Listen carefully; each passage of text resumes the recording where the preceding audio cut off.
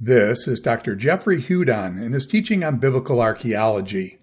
This is session number 19, The Last Years of Judah and the Archaeology of Destruction. Okay, this lecture is about the last years of the kingdom of Israel and Judah. And I quote the words of Isaiah here, "Woe to Assyria, the rod of my anger, and the staff in whose hands is my indignation. I send it against a godless nation, and commission it against the people of my fury to capture booty and to seize plunder and to trample them down like mud in the streets." Incredible, powerful words by the prophet Isaiah. And here we have artist depictions of Assyrian kings and watching their armies put cities under siege and break through and destroy the great cities of their enemies. We talked about Assyria previously and about their incredible atrocities. Assyria, in particular, was brilliant at psychological warfare. You think of the siege of Jerusalem under Sennacherib, and Rabshakeh comes up on behalf of the Assyrian king and begins to speak to the people. He's standing outside the walls, but speaking to the people in Judean, in Hebrew, not in Assyrian. And Hezekiah's officials yell down, "Speak to us in Assyrian, we understand that." But no, he wants the people to, he bypasses the king and the officials. He wants the people to hear what's going to happen to them. And it is a fearful speech that he gives, kind of this is what will happen, good cop, bad cop, this is what will happen if you surrender. We'll send you to Assyria, you can build new farms, new houses, sit under your own fig tree, have a nice, peaceful life. But if you continue to resist, well, this is what they would do. First of all, they would, if you tried to escape the city, they would find you and catch you and impale you on a pole. And that pole would be standing out in front of the walls as a deterrent for others. Think of a hot dog at a weenie roast on a stick. That would be you. They would also skin you alive, flail you, spread you out and skin you alive as part of their atrocities. Or what there's instances of people being built into walls. I don't quite know how that would work, but it doesn't sound very much fun.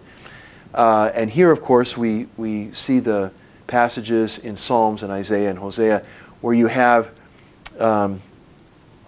mothers, pregnant mothers, ripped open, and the unborn child smashed against a rock while the mother's still alive before she is killed. Unbelievable evil in their atrocities. But this again raised fear, and they ruled by fear, by power and fear. But when they became weak in the 7th century, as we'll see, their decline and fall was quick because of their horrible, horrible reputation in what they did to people. Foreign policy-wise, they would, again, appear with an army at your border, and they said, become a vassal, give us tribute, and we'll leave you alone. You can do your own thing. And if a nation resisted, they would attack the nation and perhaps deport the king and put their own person in charge, or a loyal vassal from the population. If there was any kind of whisper of revolt after that, the whole nation would be, or most of the nation would be deported. The king would be killed. And the Bible's the Old Testament's very, very clear and very, very graphic on what happened to some of the kings that resisted. And this again was adopted in the main by the Babylonians as well.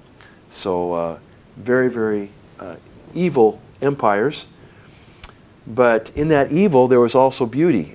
Beauty in their culture, beauty in their architecture, beauty in their pottery, and in their art. Tiglath-Pileser we talked about in the late 8th century, and we'll unpack this more when we look at the 8th century, was the first of these Assyrian kings to not just make raids, but to actually annex territory, create provinces, and so on. And he was kind of the brilliant mastermind behind the Assyrian foreign policy.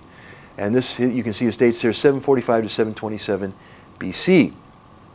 Shalmaneser and Sargon, again, were successors to Tiglath-Pileser and continued to develop that same policy. Sennacherib, of course, which we'll unpack as we talk more about the 8th century. The famous Sennacherib prism that describes the conquest of Judah, which has been found, various copies of that have been found. And again, we'll again unpack this more at a later PowerPoint. But there's a lot of information, a lot of questions surrounding Sennacherib. His palace was excavated again in Nineveh by Layard, and inside his palace, the grand gallery that culminated in the throne room, the place of the prominent place in his throne room was dedicated to his conquest of the city of Lachish. And wall mural after wall mural depicted this, and Layard was able to read Lachish in the cuneiform and took off these panels and shipped them. Again, they were fragmentary, they weren't complete. Shipped them to the British Museum, and there they remain today. They've been copied and cast, and copies are in other museums, most notably the Israel Museum in Jerusalem. But the siege of Lachish by Sennacherib was the crowning achievement, because of its place in his palace, of his reign. Now, Lachish, again, was the second largest city in Judah under Jerusalem. Why not Jerusalem? Why not the capital? Why not the main epicenter of Judah? Because he never conquered it. He doesn't say that, but he never conquered it. Now, this is, again, a part of the Lachish relief. You can see basically all of the events of the siege and attack depicted at once. You see the siege machinery, the battering rams going up handmade, Assyrian-made ramps up to the wall. You can see the defenders throwing down torches, trying to burn those. You can see the defenders on the walls, on towers, fighting for their lives here at the gate. But you also see captives coming out of the gate with their belongings, again going off into exile.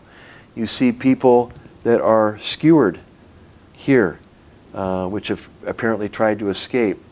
So everything is happening at once. And we'll point out something here where this overhang of this tower may be described in 2 Chronicles 26, but we'll talk about that later. So very, very important depiction of Lachish and the destruction of that city of Judah.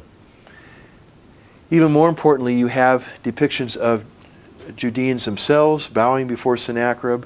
Here, as he's seated on his throne, his face has been destroyed probably by a later ruler or king, and then going off into exile with their carts and belongings. You can see the typical Judean helmet with covers over the ears, and again, these horrible depictions of people on poles, dead people on poles, and being skewered, their skin taken off while they're still alive. Unbelievable.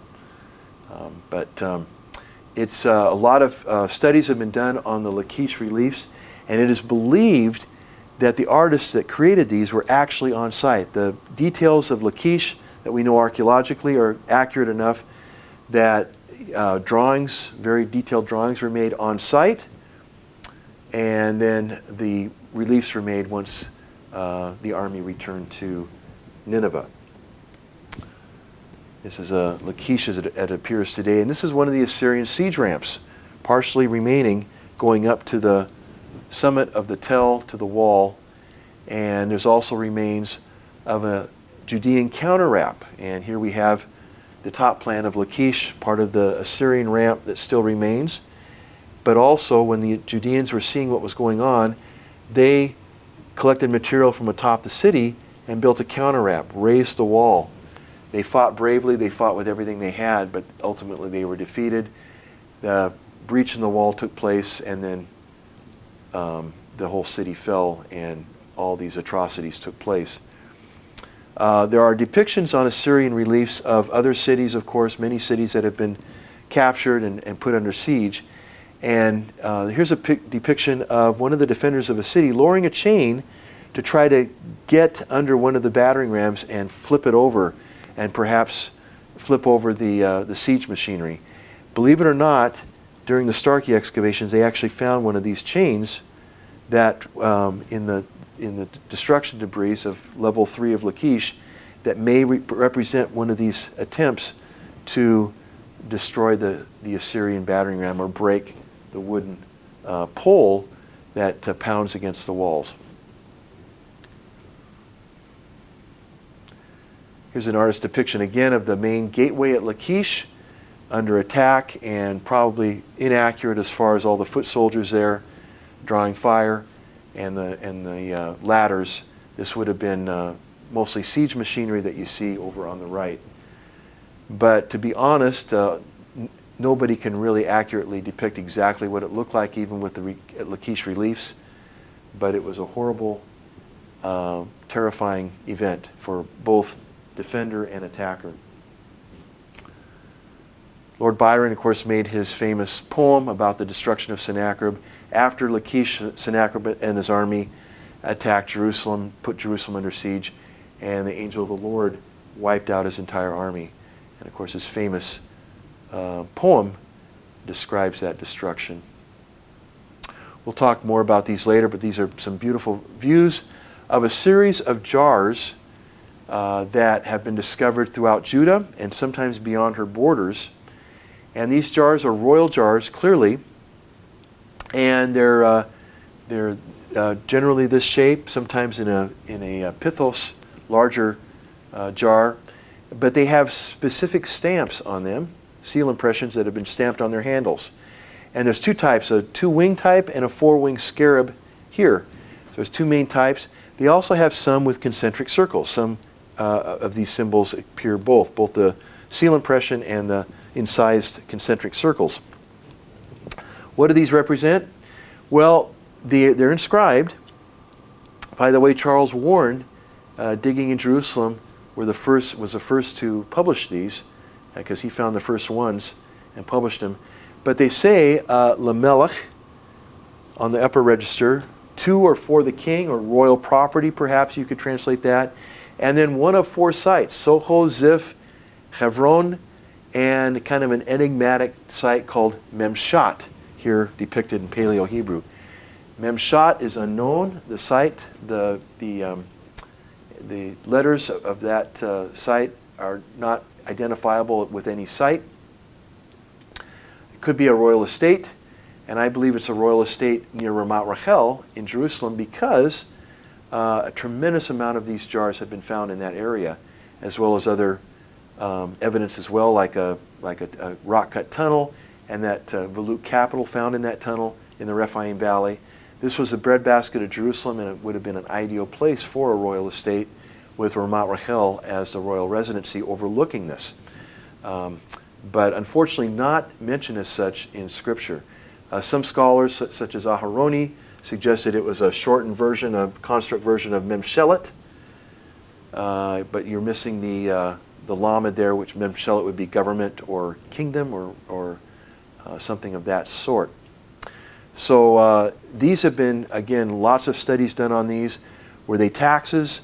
Were they royal stores, royal vineyards? And I myself have written on these. And again, as numerous as there are, there's well over 2,000 examples of these. But the questions remain, and just different explanations have been forwarded. Nothing conclusive as of yet. The chronological range of these, most scholars believe that they were used not primarily but entirely during the reign of Hezekiah, the late 8th century, in part in preparation for Sennacherib's invasion. However, there's so many different variations and stamps that were used. I believe that they existed before that, and of course were all used either initially or secondarily in preparation for that attack by Sennacherib. I believe they were initiated during the reign of Uzziah, because Uzziah had royal vineyards and such, and I think these seem to indicate that. Now, this is a progression, because before these, there were storage jars, similar storage jars unmarked, but some had thumb impressions in them. And we have these all the way back to the 10th century, if not earlier, found at Khirbet Qeiyafa. And I believe these are royal jars, and this is a progression of stampings, first either no stamp or a thumbprint, and then these seal impressions, some very carelessly done, some very nicely done. And then these progress down into the 7th century after the Assyrians leave, and the new jars are slightly thinner and longer, elongated, and you have a rosette for the seal impression rather than these 2- and 4-winged impressions, scarabs or something else. And that seems to fit better with Josiah's reform. Again, the lack of images, or the ending of using any kind of images and just a symbol seems to fit the reforms of Josiah better. So these are dated to the end of the 7th century, in use until the fall of the kingdom, when the Babylonians under Nebuchadnezzar destroyed Jerusalem.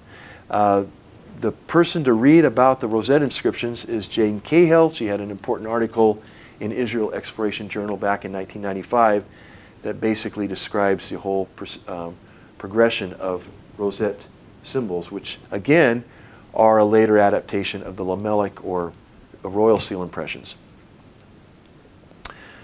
So after Sennacherib came and Jerusalem was saved, and of course that led to a false theology, royal Zion theology. God will never leave Jerusalem. God will never allow Jerusalem to be destroyed. This is his home. His home is in the temple, his residence. And so Jerusalem is safe. That was, again, putting God in a box, just like the Israelites did when the ark was captured at Ebenezer. And of course that failed, because in 586 everything was destroyed, including the temple. But even though Jerusalem was saved after 701, the entire country was devastated, especially the Shephelah. And if you read the book of Micah, the prophecy of Micah, the prophet Micah, who lived in Moresheth Gath, out there in the Shephelah, out there in the foothills, he recognized this and complained and pointed to the elites in Jerusalem that were living a comfortable life, saying, "Look at us. Consider us that have been destroyed and homeless, and our cities are burned, while you are enjoying your luxurious life." A lot of social justice in the prophets. But anyway, for archaeology, Sennacherib's invasion is a huge boon, because you see similar destruction layers at all these different sites and many more that were all destroyed around the same time. The pottery that's destroyed on the floors at this destruction level seems to match. It's called to this day Lachish III pottery, because Lachish was the largest site destroyed, and so that pottery assemblage seems to be found at most sites. There's questions about Beersheba, whether that was destroyed perhaps earlier, perhaps later, but all of these sites are dated to the destruction of 701. And of course, Sennacherib boasts that he took 46 cities, deported 200,000 people. So yeah, there's a huge effect on the kingdom. So Judah takes several decades to recover, and the king through most of this is Manasseh, who is the most apostate king in the history of the kingdom. But geopolitically, he seems to have done okay, and the kingdom begins to recover. Now, how do they recover? Their borders have shrank. There's Assyrian garrisons out on the coast, and how do they do this? Well, they grow foodstuffs. They grow grains and olives and sell those to the Phoenicians, their old allies up north. And so even though the biblical writers compare the sins of Manasseh to the sins of Ahab and Jezebel, there's a kind of a veneer there that you look underneath, and that perhaps implies trade with the Phoenicians as well. And that's how Judah slowly got back on its feet. But you look at the levels above these levels that existed to the end of the kingdom, not as nice, not as well built. The level 2 gateway at Lachish is much more flimsy and weak than the level 4 and 3 gate that were below them. And just the material culture is not as vigorous and vibrant as it was in the 8th century.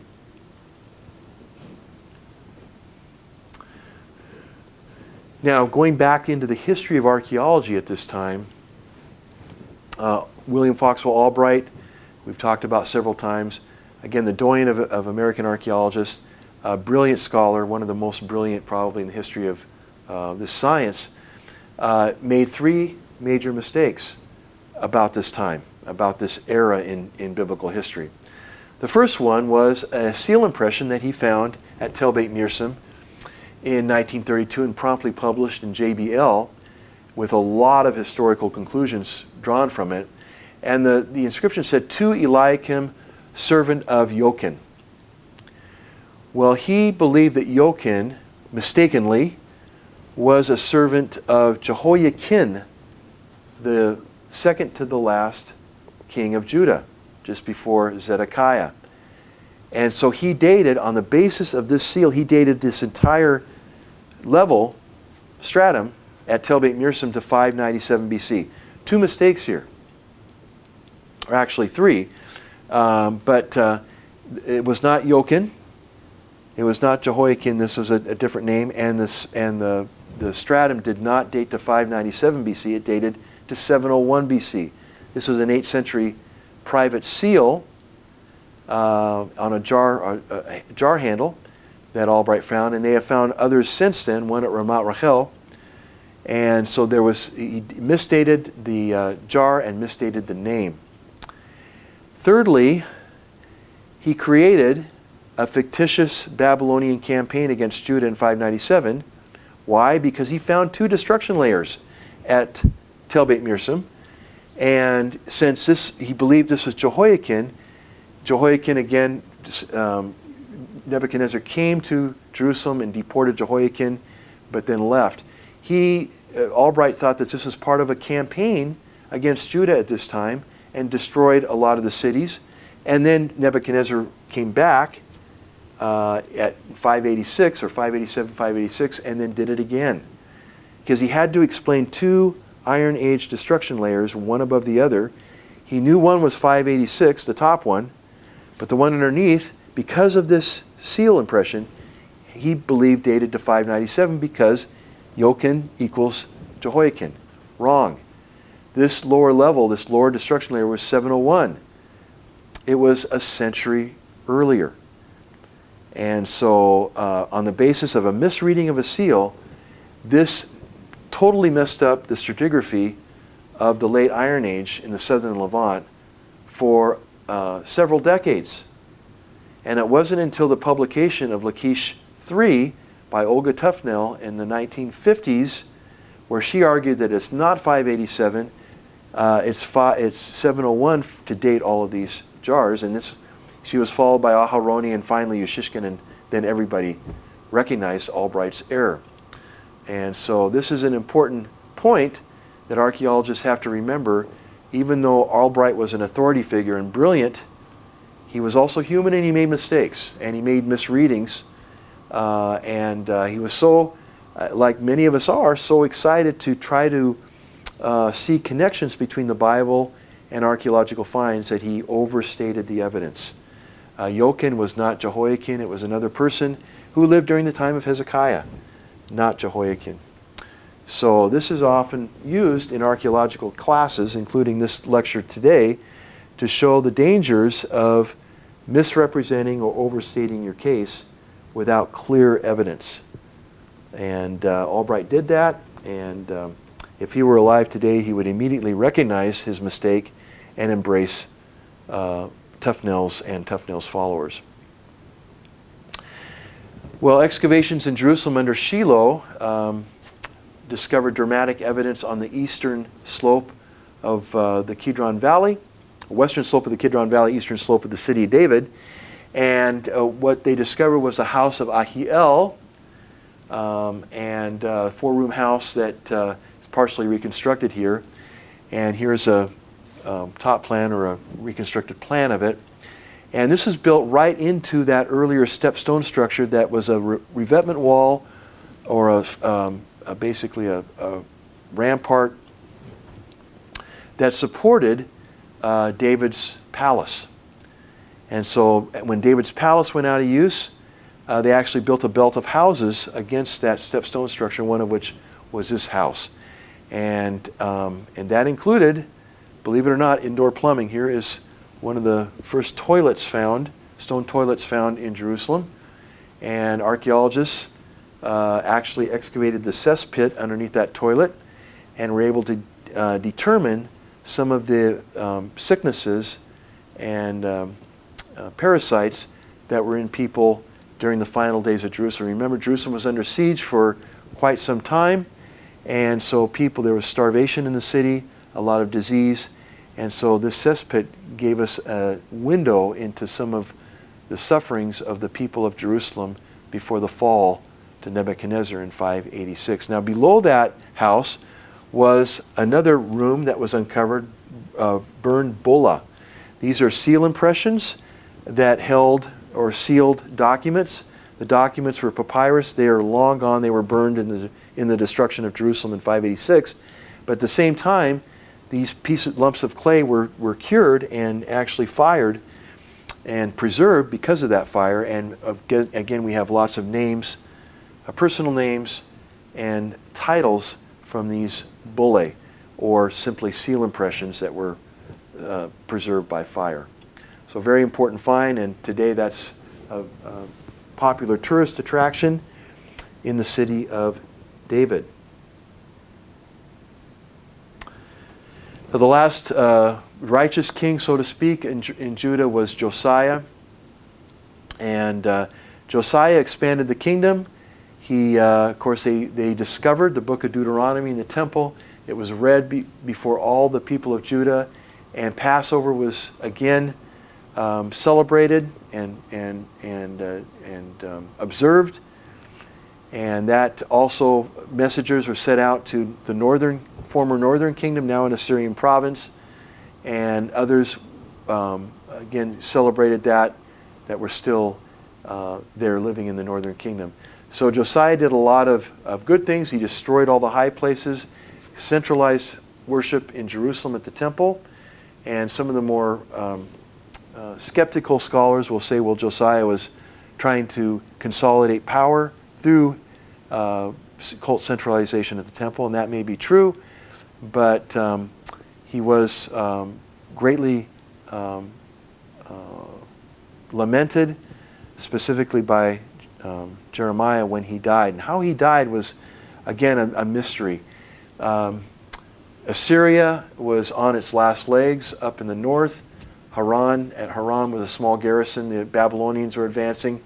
And the Pharaoh of Egypt at this time was a Pharaoh by the name of Necho, 26th dynasty.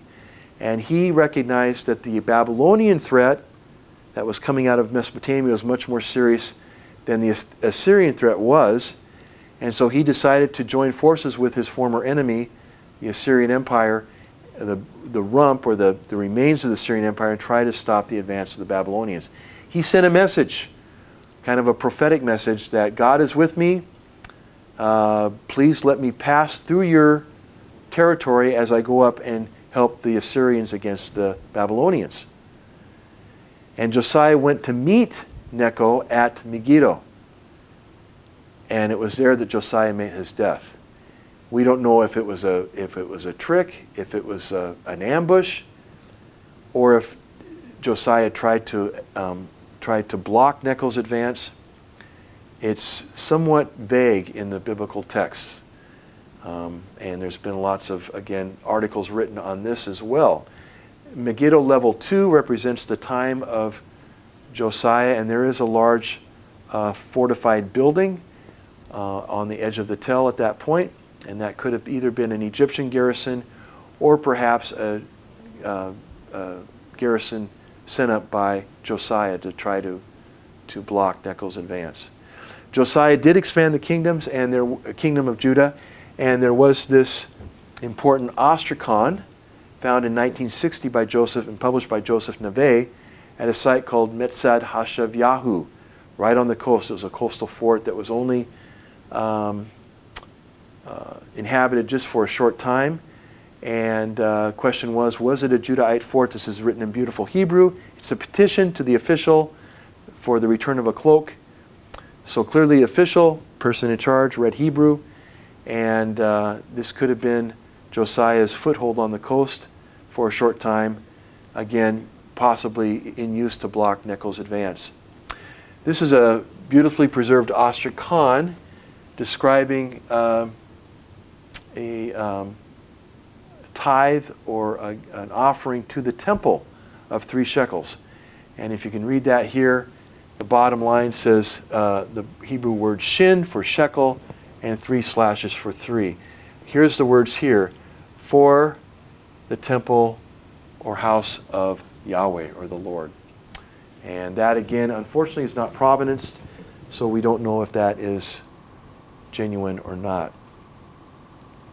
In 1979, the archaeologist Gabriel Barkai was excavating a cemetery, Iron Age cemetery, on the slopes of the Hinnom Valley, and he calls the site Ketef, or shoulder of the Hinnom, opposite the walls of Jerusalem. And it was a very rich complex of tombs, rock-cut cave tombs from the late Iron Age.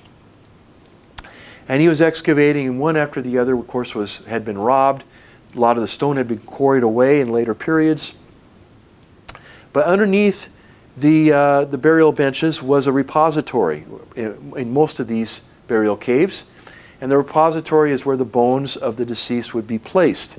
And the biblical term, gathered to your fathers, is very literal, because once your flesh decayed on the burial bench of your tomb, your family would gather up your bones and put it in a cave underneath the burial bench with the bones of grandpa, great-grandpa, and so on.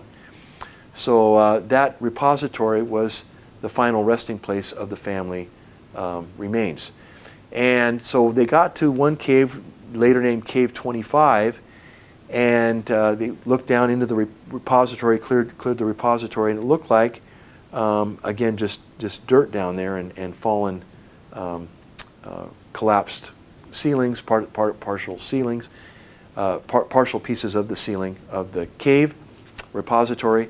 So they cleared that and found out that the kind of a thin slice of the roof of the cave, the repository cave, had collapsed shortly after the burial site went out of use, and thus preserved all of the burial goods and bones in that repository. So it was a huge bonanza of finds. Almost 1,000 artifacts were in that burial cave. And so Gabi Barkai, who was one of my teachers in Israel, just explained what happened and what they had to do. They had to go to and get more object bags and supplies just to bring out all of these artifacts, pottery and other artifacts, along with the bones, to study them. And 2 of the artifacts were small, tiny, small, looked like cigarette butts. And so they found those, carefully excavated those. And by the way, when you find something like this, you have to excavate it until you finish. Because if you leave it and come back in the next day to finish it, most likely it'll be gone by people stealing it during the night. So they excavated around the clock and got everything cleared out of that cave. And what they saw in these small little cigarette butts were tiny rolled up silver plates, plaques. And so they took the laboratories at Tel Aviv University took their time and carefully, you can see the breaks here, carefully flattened these silver plaques into a flat sheet. And they noticed that there was very, very fine writing on these sheets, and the idea was what does it say? Can we can we decipher the words here clearly, Paleo-Hebrew. And of course you can see the corrosion on the silver, pure silver plaques, but in poor shape. Well, somebody was working on these. One of Gabi or his epigraphers were working on this, and they thought they recognized the divine name of Yahweh, the Lord, 3 times. And but they couldn't really make out anything else until while they were working on this, a group of rabbinical children and that had been going to class came walking by the window and reciting the priestly benediction. May the Lord bless you and keep you. May the Lord make his face shine upon you, so on, and grant you peace. And in that text, in the book of Numbers, the divine name appears 3 times, and it just, everything fell together. And that person that was studying this text realized that he had before him the oldest piece of, the oldest fragment of Scripture ever found. Because this Scripture, which again is, one is more or less an exact translation or copy of the priestly benediction. The other one's slightly paraphrased. And these are the oldest, again, biblical texts ever discovered to this day. Way older, 300 or more years older than the Dead Sea Scrolls, the oldest Dead Sea Scrolls. And so at the Israel Museum, these have pride of place to this day as the oldest texts. And that was found just outside the walls of Jerusalem in 1979. Now, they were worn probably by a young girl as a talisman or good luck charm. Obviously, they were rolled up like tiny little scrolls, cigarette butts, and perforated again because they were rolled up so a string could be placed through them and hung around a neck. The cave or the burial caves themselves probably belonged to a priest in the temple. And so these were read and worn when the Temple of Solomon was still standing. And very spectacular find, of course, with direct connections with Scripture, of course. And not only that, it shows that the Pentateuch, the law of Moses, was revered and read not in the Persian period, but much earlier. And this, again, argues for an early date for the Pentateuch as well. Nebuchadnezzar was, again, followed his father Nabopolassar as king of Babylon and led armies several times, 605 and 587-86 in particular, to the Levant, and did much destruction. And one of the important texts relating to Nebuchadnezzar and his successors was found and published by D.J. Wiseman in 1956. And this is part of what's called the Chronicles of the Chaldean Kings. And it was a short-lived empire. The Neo-Babylonian Empire was short-lived, 605, 612 to 539 BC, but it made a major impact, especially on the Levant. And fragments of the 597 text are there. The 586 text of the Chaldean Kings, unfortunately, is still missing. And as we know, Jerusalem and Judah fell for the final time in 586 to the Babylonians. And most excavations in and around Jerusalem show evidence from that destruction to this day. And this very impressive remains of a defensive tower, possibly part of a gate complex, was discovered in the Jewish quarter. This is actually later Hasmonean ruins here. This is an Iron Age tower, and around that tower were found evidences of destruction and arrowheads that were used by both defenders and attackers when the Babylonians were attacking Jerusalem. All of the people, or nearly all the people, were deported, those that survived, and sent to Babylon. The temple, the temple and all the palaces on the Ophel and on the Temple Mount were destroyed. And so a very, very sad ending to a very long-reigned or long-lasting kingdom that had been established by David around 1000 BC. Nebuchadnezzar's bricks, we talked about some of the importance of the Babylonian Empire, and Nebuchadnezzar stamped all of his bricks with his own name, as you can see, mentioned there. And of course we talked about the Ishtar Gate on a previous PowerPoint as well, again partially reconstructed there in the Berlin Museum. Another, again, a review of Stephanie Dalley, a British researcher and Syriologist, that argues that the fabled gardens, hanging gardens of Babylon, and of course you see different artistic representations of these, were actually not from Babylon, but actually from Assyria. And here's an Assyrian relief there showing some gardens at Nineveh. And then finally, the destruction of Solomon's temple. This is again a modern recreation of what that temple could have looked like. We know the dimensions and a lot of details. We don't exactly know what it looked like, however. I want to mention this picture here, which shows some restoration work on top of the Temple Mount of the Al-Aqsa Mosque.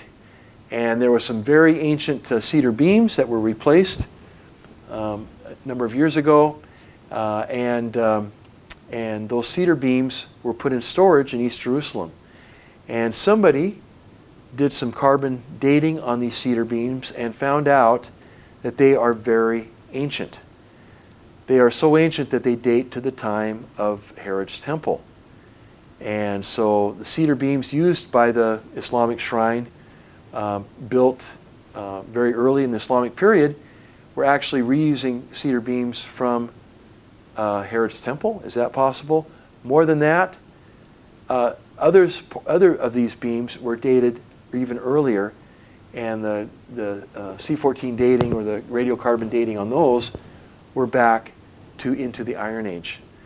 The astonishing thing about this is, do we have or was there cedar beams on the Temple Mount, the Haram al-Sharif in Arabic, supporting a Muslim mosque that were actually cedar beams that supported Solomon's temple or palaces? That was an article that appeared in Biblical Archaeology Review. Have not heard anything further on the topic, but on the subject.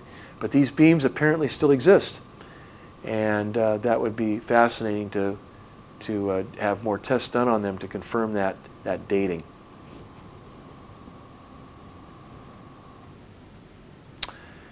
One of the epigraphic finds that we've found in Jerusalem was this seal impression of Baruch, Jeremiah's scribe. And you have even fingerprints preserved on the edge of this bulle. So you have the fingerprints of Jeremiah's scribe preserved until today. I also want to point out something here, and this is the part of the Western Wall, again used to be called the Wailing Wall, the wall that surrounded Herod's Temple Mount. And you notice something interesting here. These are beautiful Herodian masonry with beautiful edges, carefully carved. But notice some are in very, very good state of preservation. Some are very weathered and worn. And it's been a contention of some archaeologists that Herod used when he was building the Temple Mount, building that platform, kind of a sandbox, so to speak, around the temple, that he found older stones from Solomon's temple and Solomon's walls around the Temple Mount, and recut those and reused those in his wall.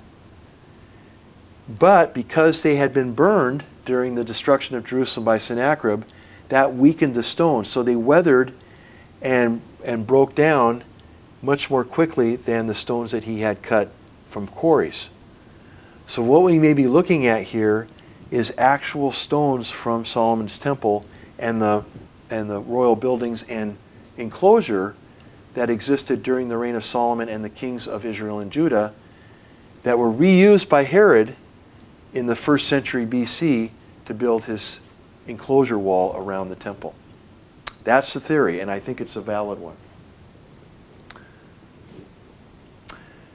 Now, who was left after Nebuchadnezzar deported all of the Judeans from Judah and Jerusalem? There's been a long-held belief that the land was empty, that there was nobody left, but there was people left, and that's attested both by Scripture and by archaeology. The cemetery at Ketef Hinnom that Gabi Barkai excavated and found the 2 amulets, that cemetery remained in use throughout the 6th century BC. During this so-called Babylonian period, there were still people living, dying, and being buried in that cemetery, as well as others. And there has been recognizable pottery and artifacts from this time, including seal impressions that have been discovered. And of course, during this time, there was Babylonian governors that we know their names such as Gedaliah, and the Babylonian province capital was not at Jerusalem but at Mizpah to the north.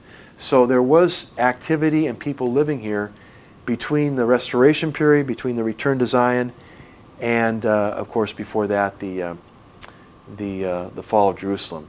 Which brings up another point. There was never any kind of mistaken location on where the temple was. People were there.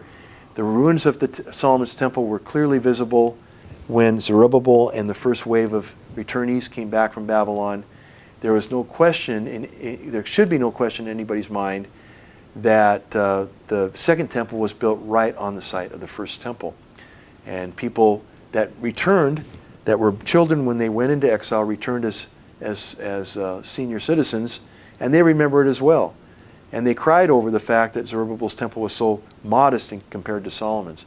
But the argument that they didn't know where to put the temple and misplaced the temple, those arguments are simply not acceptable. Okay, finally we have the Nabonidus stela again, the final king of the Babylonian Empire that we've mentioned before, who was an absentee king, and his son Belshazzar ruled in his stead, and then of course the Cyrus cylinder was with that edict that allowed the Judeans to go back after their Babylonian exile, to go back and live back in their land, their homeland, Judah, which became of course the Persian province of Yahud after the rise of the Persian Empire. Thank you very much. This is Dr. Jeffrey Hudon and his teaching on biblical archaeology. This is session number 19, The Last Years of Judah and the Archaeology of Destruction.